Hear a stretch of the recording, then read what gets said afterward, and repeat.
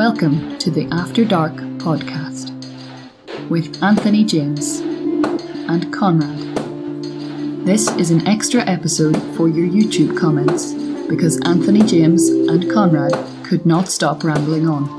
What a pair of schmucks. Make sure to subscribe so you don't miss an episode. Hello and welcome to the After Dark podcast. This is James and I'm here with Konrad. Hello. That's him. So this week we have got a lot of YouTube comments to go through. As usual, it's on a separate video. That's going to keep going forward, just to let you know. And in case you're worried, you will be able to catch these extra videos on the audio apps as well. So if you're listening on the audio apps, you'll get this on Spotify, on Pocket Casts, on Google Podcasts, on Apple Podcasts, basically anyone's that are giving us a fair deal. Forget the other ones. If you can't find us on something, then shoot me a message on the comments and I'll see if that should be there, or I'll tell you it shouldn't be there. Basically, download a good podcasting app. Right. Yeah, all right. Available in all good stores. All good Apple stores. Right. I don't have anything else to say right now. I think we can just get into it. Yeah, let's do it. A stranger from the outside. All right. First question. Number of questions here from the same person. What do you think about Mikkel being Jonas's father? Now, that's quite a broad question. That's quite a... Bad? Like what? Yeah, good, bad, yes, no. Anything to say about that?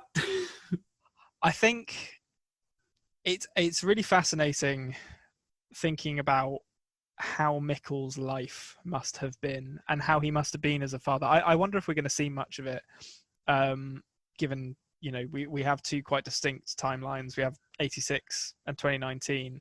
And I don't know if there's going to be sort of a leap forward in the 80s where we sort of go forward, I don't know, 15 years and Jonas is a baby.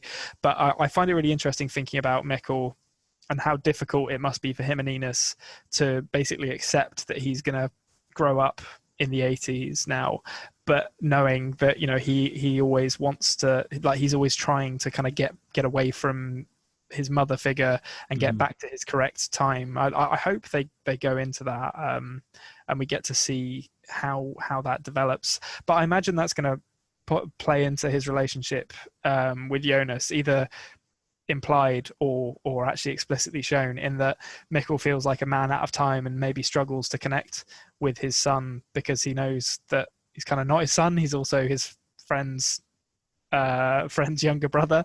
So it'll.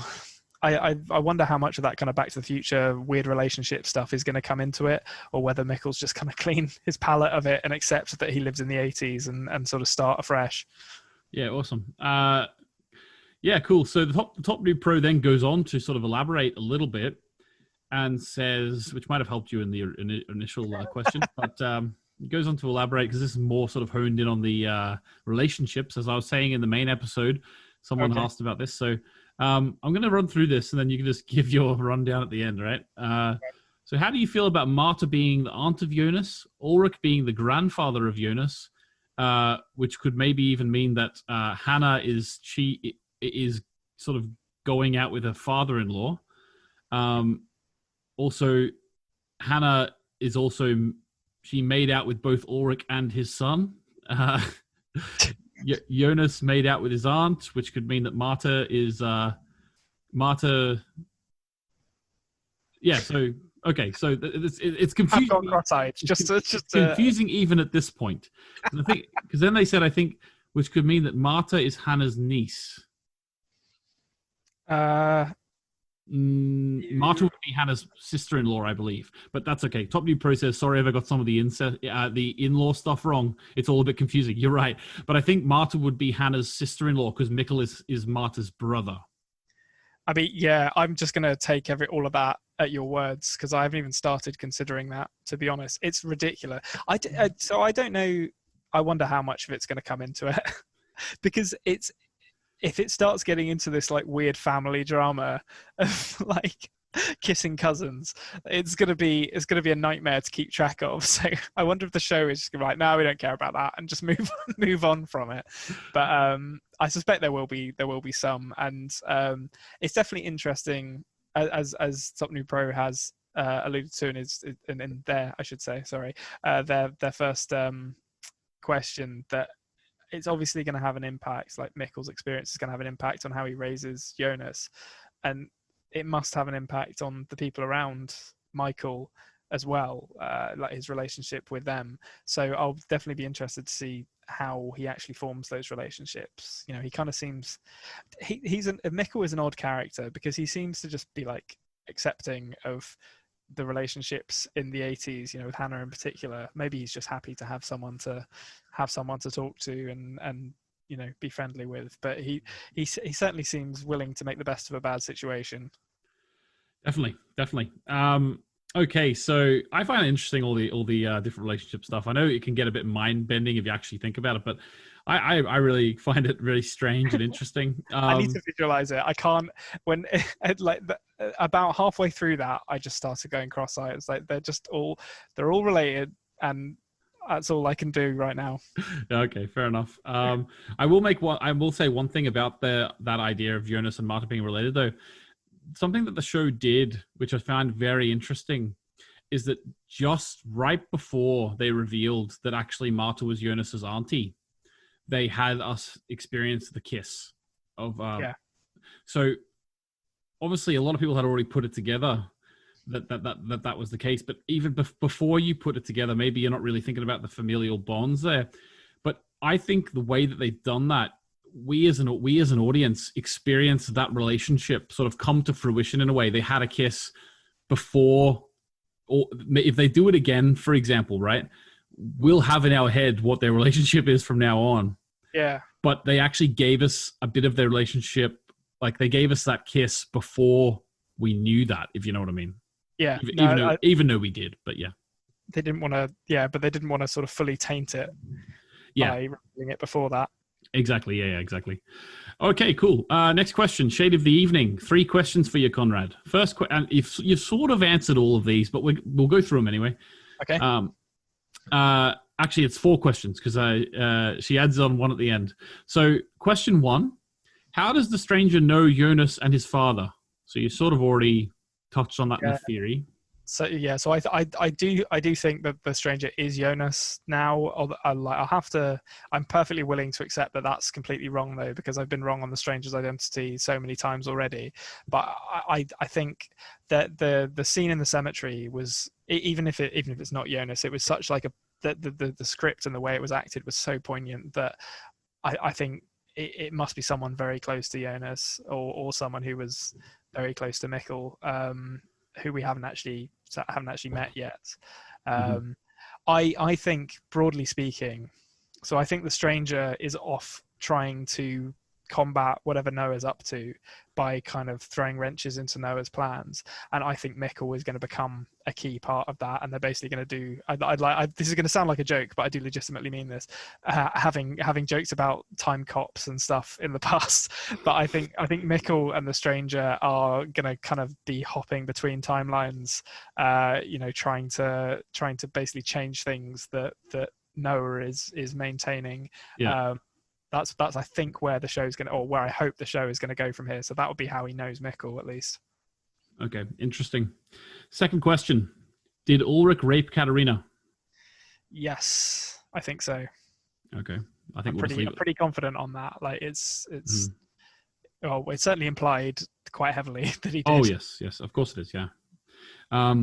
Okay, so we'll just leave that there because I think we've touched that. We went over that a fair bit. So I'll reference you to the appendix main episode. Yeah. Okay, so the next question is asked in German. Nice.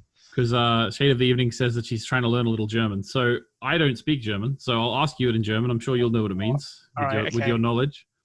It's very simple. You'll know it. Wo ist Noah? Okay. Tell us what that means. It's where is Noah? Yeah, that's what I thought it was. I don't quite know how to comprehend that question. I think maybe it's alluding to the fact that we had Noah in different timelines. We had Noah in the 80s and in the sort of 2010s. So maybe it's sort of alluding to that. Well, so okay, this actually leads me into something which I didn't really get into in the main episodes. This can be a little teaser theory or a little extra bonus theory for those of you listening at home. But so the reason I said in the beginning that I thought Peter Doppler might be being set up as a red herring because of the red soil on his clothes is because we know that Eric Obendorf or actually, no, that's not necessarily right. My suspicion was that Eric Obendorf was being held in the bunker at the Doppler cabin, which Charlotte checked and was empty, which means that if that is the case, he's being held there at a different time, which would imply that Noah is making use of that cabin and making use of the bunker at some time when the Dopplers aren't there. So maybe he's in the future, or maybe he's further in the past, or something like that. And I wonder if Peter Doppler is being set up like he was just using that cabin to have like an illicit affair or something like that. And Noah knows he was there having an illicit affair and has kind of roped him into it by also, having the kids being murdered or drained or whatever's happening up there, but in a different timeline. So that's the Voist-ist Noah. He's up at the Doppler cabin getting up to all sorts, but he's there in like 2022 or something. No, probably further in the future than that. 2050. Why not? Okay, why not? Okay, so the last question, which is it's literally just a one-word answer because we have talked about it before. If Mikkel is Jonas's father, what does that make Marta? So she'd be his aunt. Yeah. Yeah. Correct. Ding, ding, ding. But it's hard with these because as soon as you get into that, it starts all falling apart because their familial bonds have just been all blown apart by this time travel business. So I'm not convinced the show's going to get into it that much, but we'll see if it does. I'm not against the idea of it. Awesome. Okay, so the next one is a question, and sorry if I mispronounce your name, but it's Loe Bakla. I hope that's correct. So, question is, why do you think, this is a great question, why do you think Mikkel killed it? I suppose Michael. Oh, good thing that you know now. That would have been a real slip, wouldn't it? That would have been a real blunder. Yeah. Why do you think Michael killed himself in the first episode? That is a good question. So the Stranger says that death is, I'm trying to remember the exact quote when he's talking to Jonas. It's something like death is indecipherable, but you can accept it. And I wonder whether we're through this series, or perhaps through all of the seasons of the show, so not just this season, we'll see Mikkel's experiences and come to learn that he sees death as sort of the natural end of his loop, so to speak. So it's not, I don't think he killed himself for the sort of standard reasons that someone might kill themselves because they're depressed or they feel hopeless or anything like that. I think he is going to see it as a natural way to close off his loop, having done what he can do and within the sort of time that's allotted to him. I think that's going to be the reason for it. It's called closing your loop. Yeah, exactly. Yeah, Bruce Willis. Yeah. Okay, awesome. Loe also sort of puts out, now we did actually put out to the listeners early on in the podcast, we asked them whether or not it would be okay if you watched the show more than once, and the vast majority of them said it was fine. Loe has requested that you don't do that. Has requested that you only watch it once so that you can be more surprised when they give you the answers. I know exactly what you mean. It would be interesting to see Konrad's surprise. Personally, though, I really like that the podcast, we get to hear all his crazy theories, and the more he watches it, the closer he'll get to the truth on some of the mysteries. But for me, I would rather him just take 100 shots in the dark and then eventually hone that down and get one, like he is doing now, than just.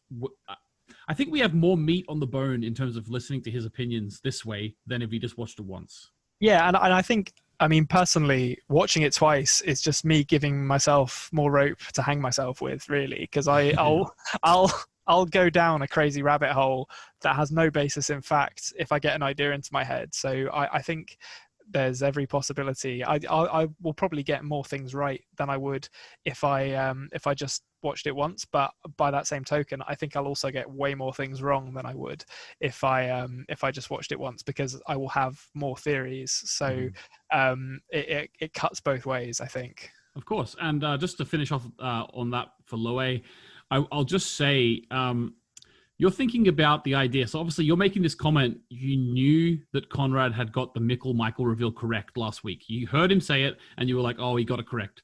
So you're thinking to yourself, oh, I'd rather hear his surprise at it because he got that correct. Now, going forward, especially moving into season 2, moving into season 3, you've seen the show Loe.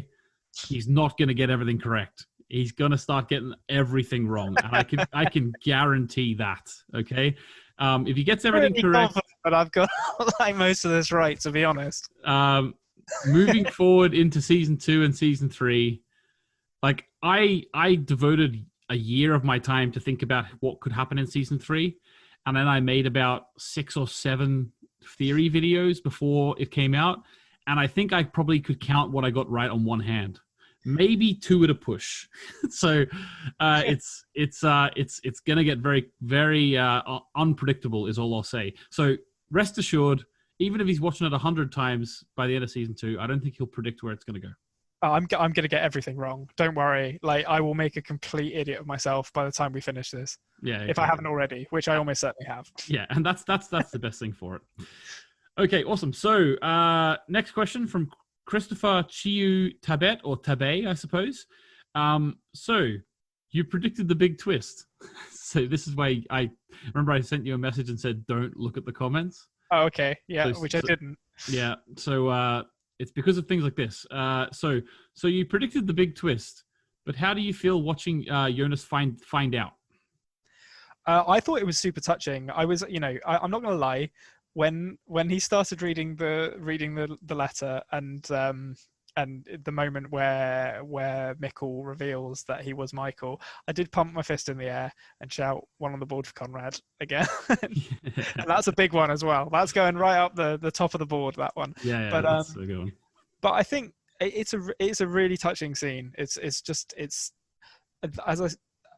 as I've said, like in the episode that we've just done, like Jonas's drive thus far has been to understand why his dad left him, because and it's easy to lose that, I think, because we know there's dramatic irony at work here. Like, we know what's going on. Jonas doesn't have a clue. As far as Jonas is concerned, he found some weird paintings from his dad and a map of some caves, and his dad wrote some weird stuff, but Jonas doesn't know anything about time travel. He doesn't know anything about Mikkel being in the 80s. So from his point of view, his character is really just trying to piece together why his dad killed himself and left him, because he doesn't have a very close relationship with his mother.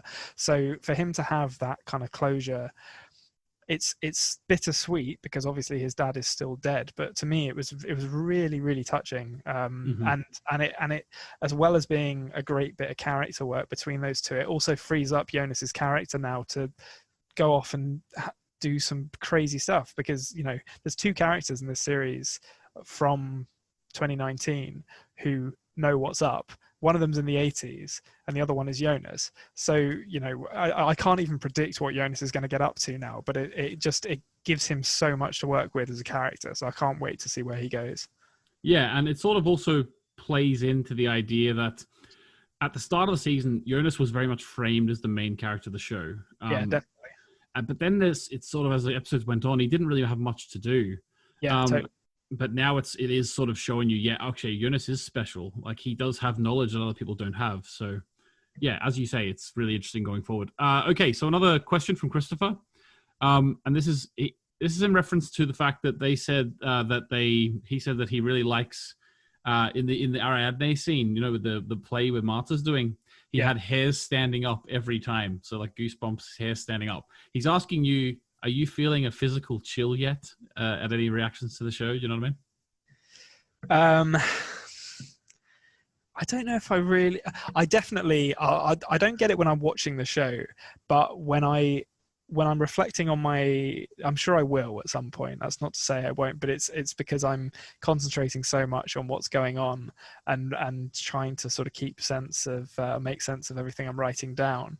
It hasn't struck me like that yet, but when I was writing down my Mickle theory, and again in this episode where I was writing down my Noah and my Jonas/Stranger theories, I definitely feel my heart beating a little bit quicker, and I was like, oh, I'm figuring this out.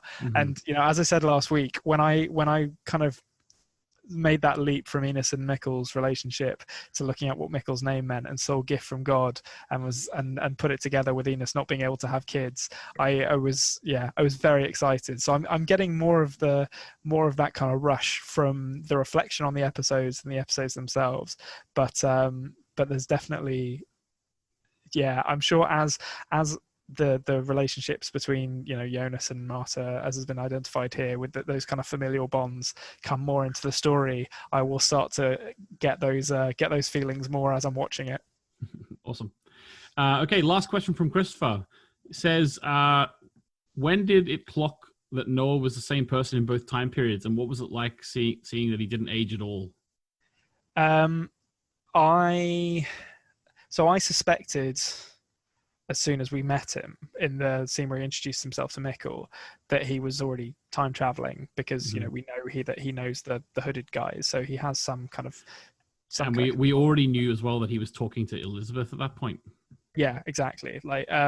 So but when the window drops down and he says hello to Bartos, it was a sort of chill run down your spine kind of moment of, oh, okay, yeah, this guy is definitely kind of operating outside the laws of physics that constrain everyone or most other people. And as we've said before as well, it's really compounded by the audio stingers that follow him around, and just the way he wits. He's a great character now, right? I joke about him sort of having the "Hello, I'm the villain" sign written around his neck, it's nice. It's really, I think one of the things I loved about this episode so much was just the introduction of Noah. So we actually have an antagonist now. We know who we're rooting against, so to speak. But yeah, he's every time he's on the screen I haven't really answered that question there, but every time he's on the screen, he's amazing. Yeah, awesome. Okay, next question from, again, I hope I pronounced this correctly. It's Schreiser. I hope. Correct me if I'm wrong. So here's a couple of questions, and now this might be a case of, this particular listener for some reason wants to point you down somewhere, so we'll go down this rabbit hole. Okay. Yeah, throw the stick and I will go and fetch it. Yeah. Okay. So Konrad said that Ellie's and Charlotte's relationship is strange. I think she's referring to. I say she. I think they're referring to when you said about it's as if Ellie wears the trousers in the household. Do you know what I mean? Yeah. What do you mean by that?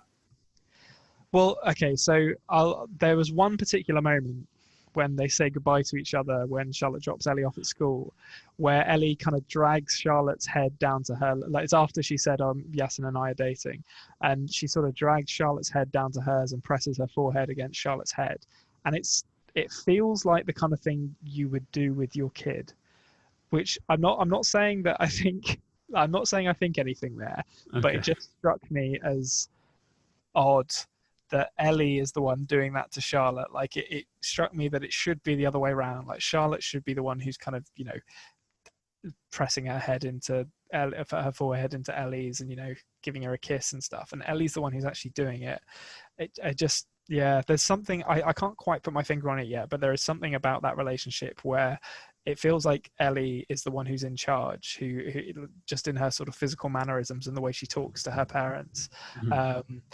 And obviously, knowing what we know now about people being sent back through time, there's potential for something interesting there. But I'd be surprised if that's a very long way off, if that is something that's going to happen. I can't see that being revealed anytime soon. What happened? What happened? What do you mean? Well, so we know that obviously Mickle. I'm just trying to make you explicitly state the ludicrous thing that you're dancing around, All right, so okay. that we can all have a laugh right. at you. You want me to say it? I'll say it. I think Ellie might be Charlotte's mum. That's my theory based on how they are with each other. I know that sounds ridiculous, but just the way they are with each other, it doesn't feel like Ellie. It feels like Ellie is the parent and Charlotte is the child, and maybe that's just kind of maybe that's just a statement on their relationship as a family, that Charlotte is not a particularly maternal figure and Ellie is better at being maternal despite being 9 or 10 or however old she is. Yeah. But we know kids are being sent from their correct time to other times, and I wonder if it cuts both ways as well, where they're going really far back in time. Well, I guess it'd be the same thing, but they're going really far back in time to take Charlotte's mum when she was a kid and then sending her forward in time to be Charlotte's kid. I don't know, but that's, it's out there now. All right, that's okay. You've said it right. Theory has life, and I look forward to being proven to be completely wrong. Awesome. Now, here's something that I love that they've pointed out here, because neither you or I talked about it. I think I have thought about this in the past, but we completely didn't mention this. The fact that Noah, what do you think about the fact that Noah, when he communicated with Ellie, he must have been speaking sign language? That is interesting. But I suppose the rules of time and physics don't really apply to him, so there's no harm in him doing a little sign language course. But yeah, I mean, he's got all the time in the world, quite literally. Yeah. Quite proud of that. I don't know if there's much to say there, other than they've pointed out that we didn't mention that. So I think it's interesting that I'm still clinging to my theory that the kids are in on it, because as was established in the last episode, the guy doesn't sign, or the hooded figure doesn't sign when he's speaking to Yasin. So Yasin's definitely play acting, and then becomes Alexander and runs the nuclear power plant, which definitely is going to happen as well. It's interesting, but I mean, Noah, the way he's being set up seems to be as this almost kind of literally omnipresent figure who's his control of time is such that he's effectively a god. That's kind of how I'm reading him at the moment. So he knows Ellie from probably multiple different timelines or multiple different eras, so he knows that she's deaf mute and can, probably learn sign language while he's on the train between times, or however it works in his bizarre world. In the DeLorean. Exactly, yeah. Yeah. Okay, last question from Alex. Okay. Alex says, and I've actually blanked out a bit of this because there's a slight spoiler in this question, so I've blanked it out, so whenever I put it on the video, you won't be able to see it. You could ask Konrad whether he notices certain references in themes or in scenes to other works, like, for example, Lost, Back to the Future. I think we've already talked about some similarities with Back to the Future, possibly through the familial ties. Any other sort of... I think you've also alluded to themes of Lost. Do you want to elaborate maybe on the themes of Lost that you notice? Yeah, I mean, there's just there's the idea of... I mean, Lost is very explicit, and to be honest, I'd never actually really got this far with Lost, but there's kind of idea of them being in purgatory, which apparently doesn't actually turn out to be the case, but everyone kind of called it that it was going to be purgatory, so they changed it. Yeah, I think that's what happened. But that idea of kind of existing in this predetermined space where you can only fulfill a certain role and you'll start and finish a set before you even start. Yeah. That's definitely something that the Lost plays with as well. Though that's not to say that Lost kind of invented that idea. But I think, to be honest, with Dark, I think the similarities to Lost are really just in terms of, I suppose, tonal, and also things like some of the more sort of production-y choices, like the score and the way episodes are structured to reveal certain things. But Dark is really, it is really its own thing. And it's interesting, actually. I was listening back to some of the stuff from the first episode the other day, and we obviously talked a lot in that about how it feels like it's pulling from 80s horror, which I think the first episode is. Definitely.